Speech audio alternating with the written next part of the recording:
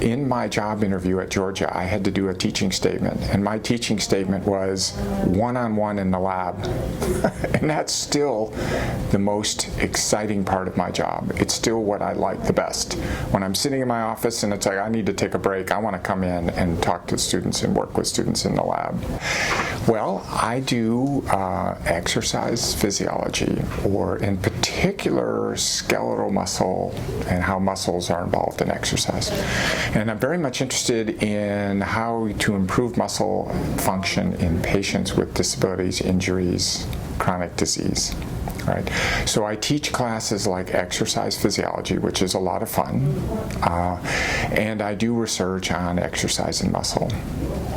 When I first arrived in 1999, I had two students in my exercise physiology class who wanted to be in my lab, and they helped me set my lab up. One of them is actually a PhD doing research at the Shepherd Center, so he's gone on to bigger and better things.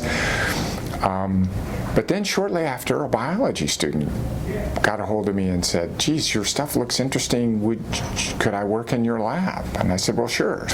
So those students were so useful and so beneficial that we just keep having more and more and more. I do what I call discovery research. So my research is, and I usually tell my students this, my advisors told me I want you to do 10 experiments, and after that I want you to do something new. And that is what I do. So we do new things all the time. I call them crazy, wild and crazy ideas. So the best way to do that is to have an undergraduate comes in and wants to do something. I'll go, okay, here's an idea. Try it. And if it works, we'll go, holy smokes, let's follow up on that. And we have things where we have actually patented something that started out as a student project, right? So they allow me to do more of these exploratory, experimental questions. The other thing, my lab does non-invasive research. So my real goal is to find the simplest, easiest way to study muscle. So we want to do very detailed, important measurements, but we want to do them non-invasively with easy, cheap technologies.